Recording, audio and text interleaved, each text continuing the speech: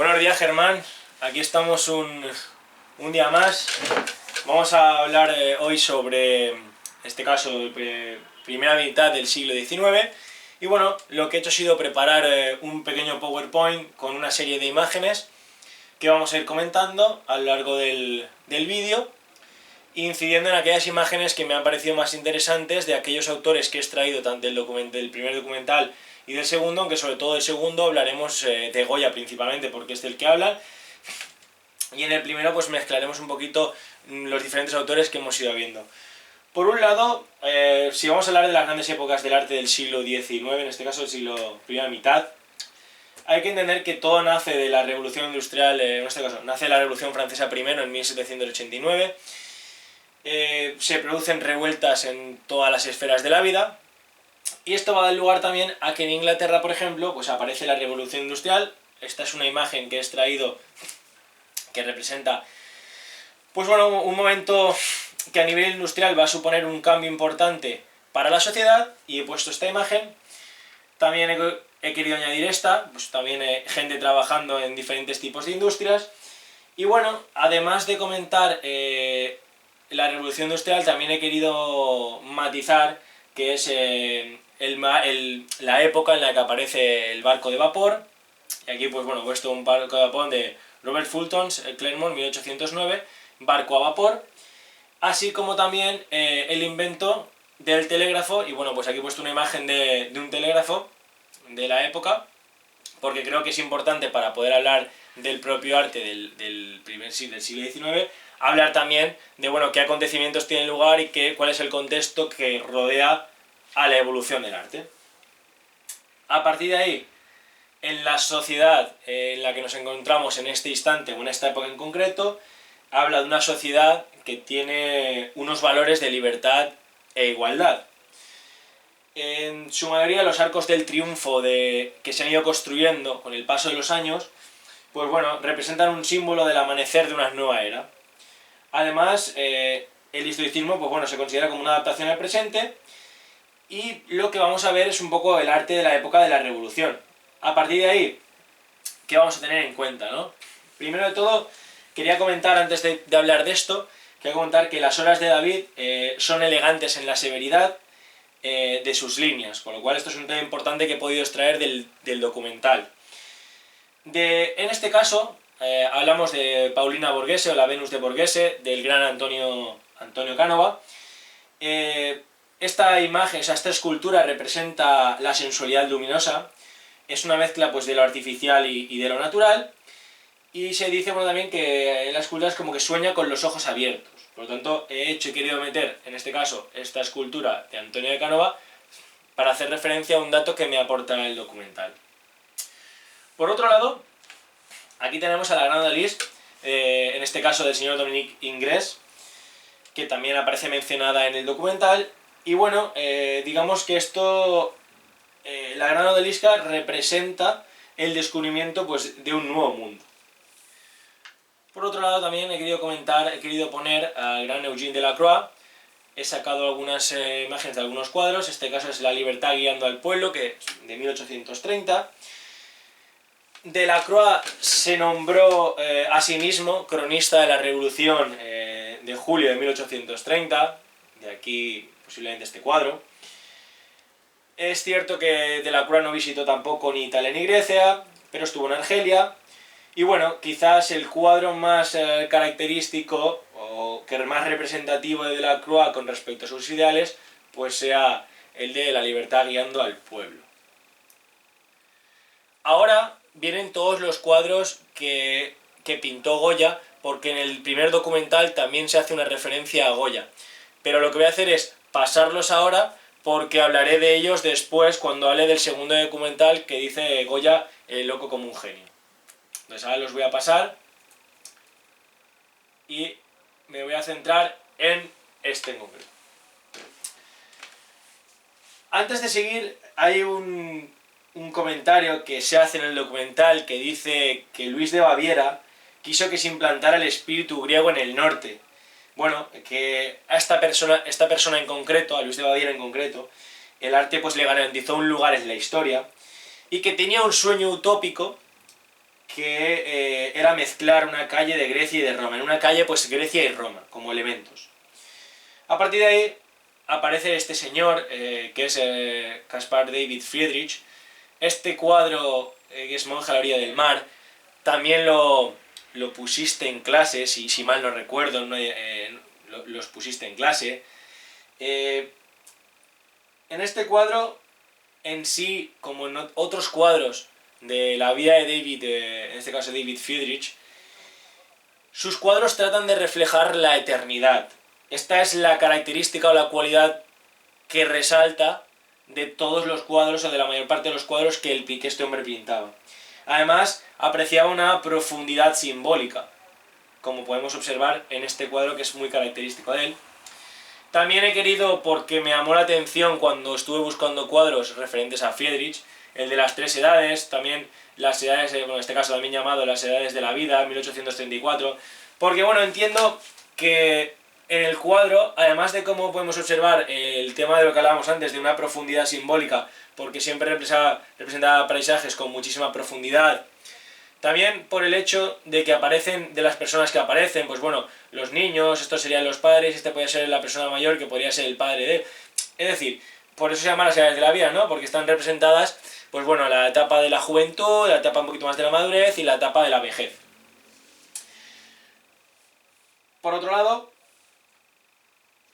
he medido también la imagen de la Gran Reserva, o el Gran Coto, o el Gran Medal, 1832, de Caspar Friedrich. Como siempre hablamos, una gran profundidad en todos sus cuadros, pues bueno, esto lo reflejaba y creí oportuno meter también pues, una imagen de este cuadro.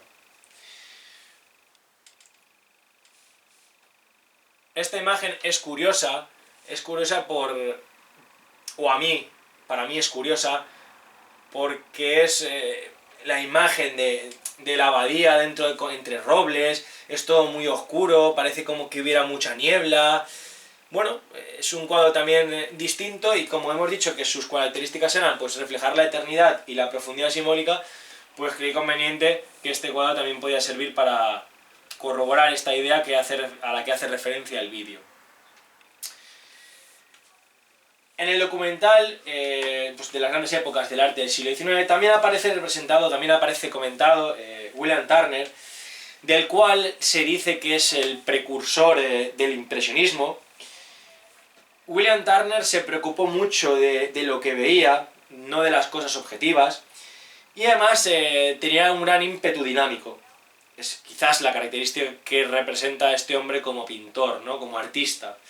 Y bueno, he sacado El naufragio de William Turner, me pareció un cuadro interesante y pues, he querido, como de nuevo, añadirlo.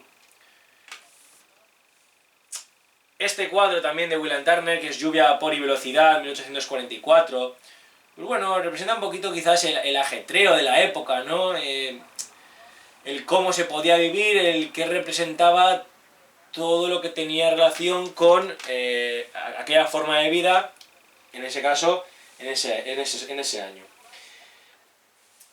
Una vez hemos comentado estos pintores, artistas, porque al final son artistas, hay una cosa que el vídeo comenta, y es que en la metrópolis del siglo XIX solo valía lo más caro, es decir, como que lo estéticamente bonito era aquello que era más caro.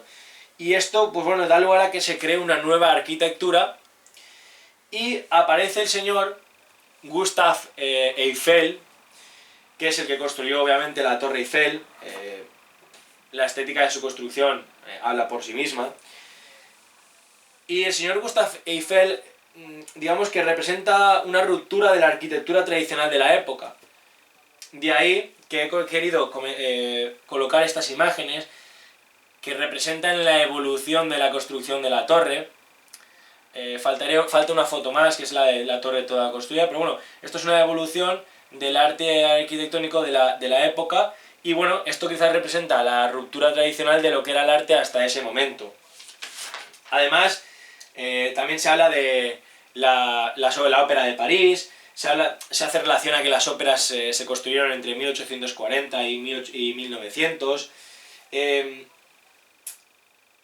habla también del canal de San Martín, que el señor Haussmann mandó construir y que conserva mucho del carácter de la época en concreto.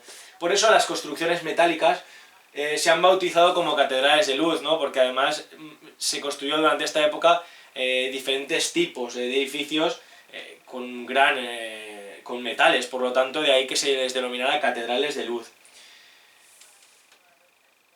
Antes de seguir, en 1869, es un dato importante, se construyó el Neuschwanstein, al lado de otro castillo en ruinas, y esto da lugar a que se produzca pues, una nostalgia poética y se trataba de recordar el esplendor de épocas pasadas, ¿no? Aquí tenemos un cuadro que se llama Los Espigadores, que es de 1857, del señor Jean-François Millet.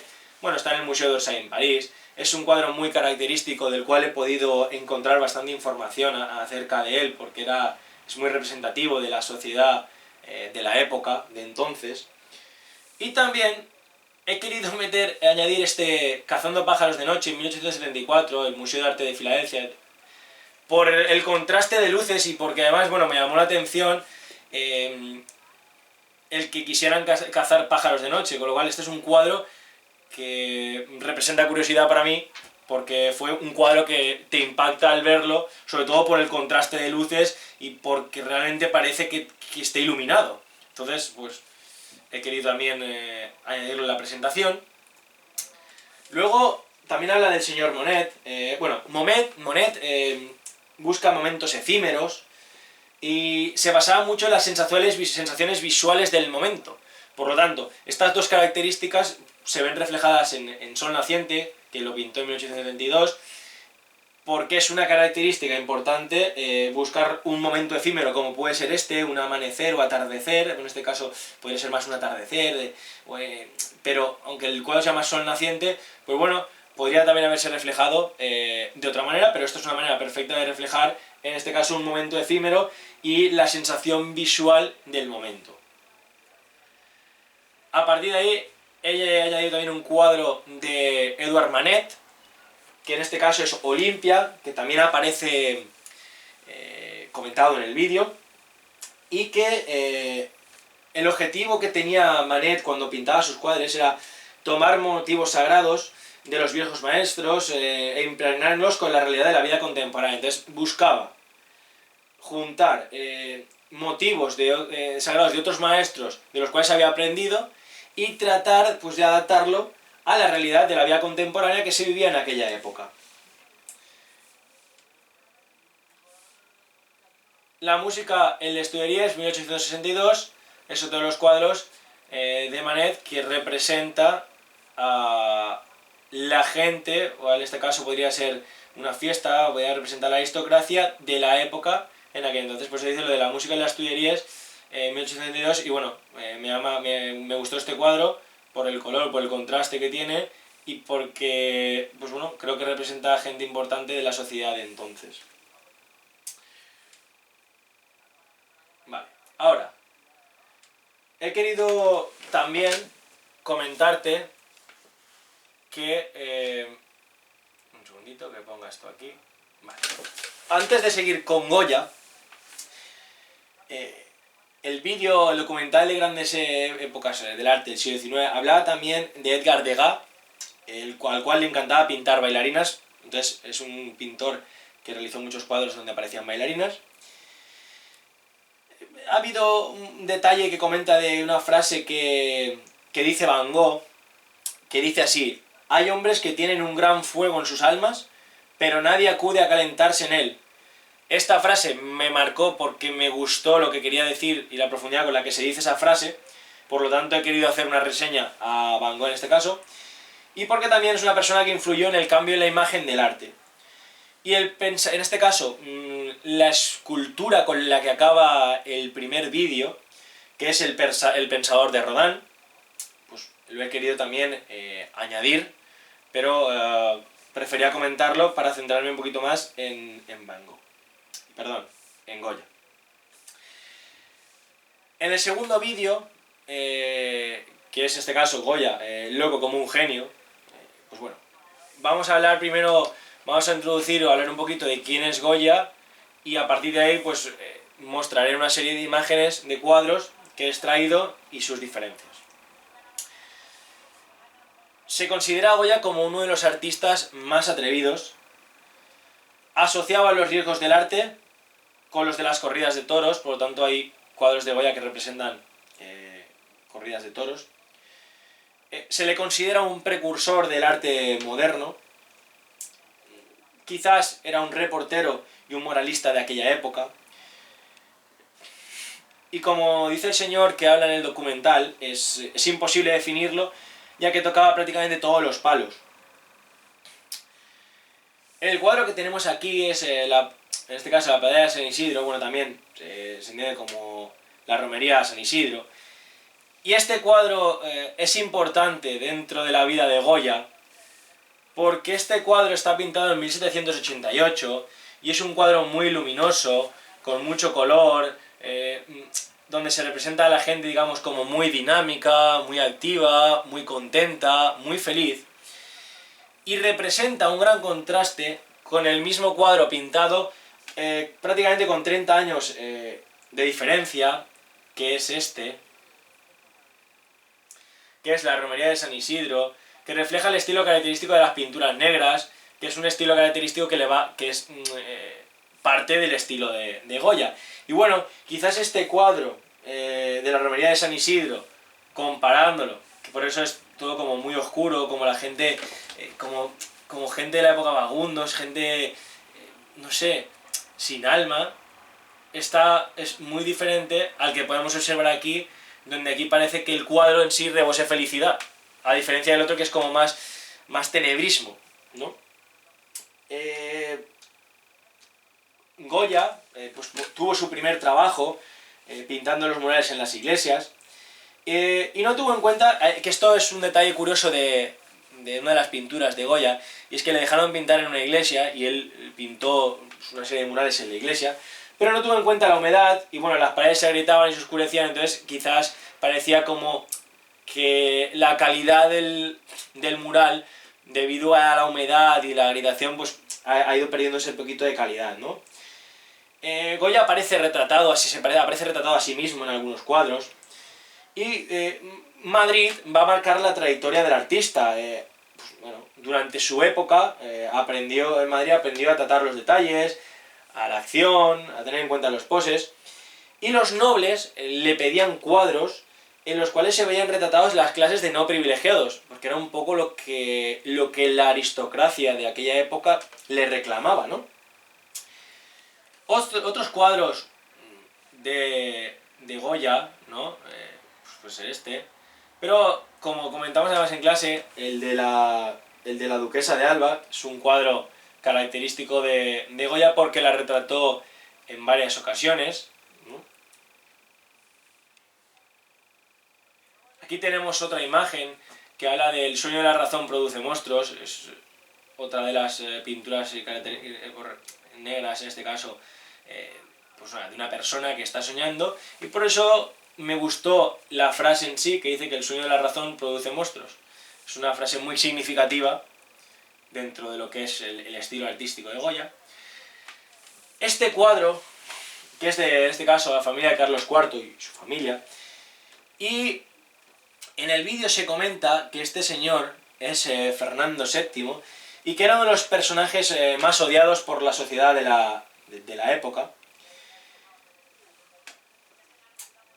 ¿Con esto qué quiere decir? Pues bueno, que quizás Goya en cierta medida le debía mucho a la familia real de aquella época, porque le supuso tener gran trabajo, le supuso tener dinero, por eso dice que se hizo rico desde sus primeros años, pero que todo cambió cuando contrajo la enfermedad que le hizo quedarse sordo.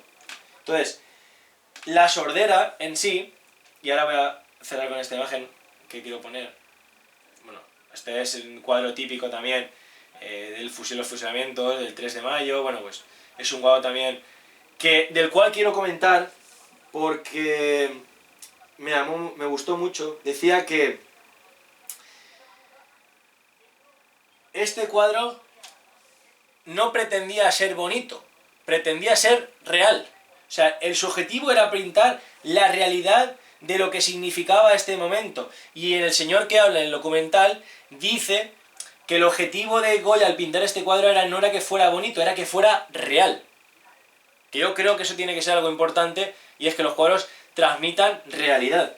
Por lo tanto, lo he querido poner aquí. Estaba comentando el tema de la sordera a raíz de su enfermedad. Dice que supuso cosas malas, obviamente tener un tipo de enfermedad que te deje sordo pues supone cosas malas en la vida, pero que en el caso de Goya, como artista, supuso la liberación de su yo interior y empezó a expresar sus propias ideas. De ahí que quizás empezara también a realizar retratos en el cual pues, bueno, aparecieran el tema de las pinturas negras, que es algo característico también de Goya durante una época de su vida, ¿no? Hay un detalle importante que creo que está relacionado con el hecho de la enfermedad de Goya, de su sordera, y de que empezara a tener, a expresar otras ideas de otra manera, por eso la diferencia de cuadro entre el primero de la Parada de San Isidro y el siguiente, es que dice que Goya era un escéptico, pero le fascinaba todo lo relacionado con las brujas. Quizás el tema de la sordera le llevó a pensar, a establecer comunicación con su yo interior, y esto le dio lugar a crear este tipo de pinturas negras, ¿no? Pero en el fondo, como se comenta en el vídeo, era un hombre de fe, y por eso le dejaban pintar en las iglesias también. Su arte, define el arte como de atestiguar, es decir, quería mostrar que en algún momento se había estado en algún sitio, que esto es claro y evidente. Quizás él no estuvo aquí, pero parece que estuvo aquí. Entonces es como querer mostrar que había estado en un sitio sin haber estado en él. Quizás Goya, como bien he podido escuchar, es el padre de lo que ahora se puede denominar reporteros de guerra, ¿no? Que esto también es característico. Entonces, para poder finalizar con Goya, encontré esta imagen que dice, y la he puesto porque esto, digamos que esta pintura la realizó prácticamente cuando ya estaba próximo a fallecer, y me gustó porque dice, aún aprendo. Quiero decir, al final yo creo que, como todas las personas en la vida, siempre decimos que constantemente estamos aprendiendo, y al final no le damos valor, pero es una realidad importante. Entonces, reflejar que un hombre con esa edad, muy sabio seguramente en muchas facetas de su vida, en muchas cosas, pinta esto, se retrata a sí mismo ya mayor y escribe, aún aprendo. Creo que es importante comentarlo porque a mí como persona pues me marca el hecho de que creo que tenemos que estar siempre aprendiendo, pero también por voluntad propia, por querer saber más y conocer mejor la vida en general. Y bueno, pues en este caso Goya es una persona que a lo largo de su vida fue evolucionando como artista desde que empezó hasta que llegó a su final. Evolucionó mucho debido a su enfermedad, es decir, cambió quizás también ciertos ideales, cambió su forma de pintar, porque, bueno, pues tuvo una época de mucho esplendor cuando toda la aristocracia le reclamaba para pintar cuadros, y luego tuvo una época de esplendor distinta cuando se quedó sordo. Por lo tanto, creo que eso también marcó un poquito el camino de su vida, ¿no? Y bueno, por lo demás, nada, de profesor a profesor, gracias por estos meses en clase, y nada, ha sido un placer, Germán. Espero que te haya gustado mi exposición sobre las grandes épocas del arte del siglo XIX, y en este caso del señor Goya, y nos vemos pronto. Un saludo, Germán.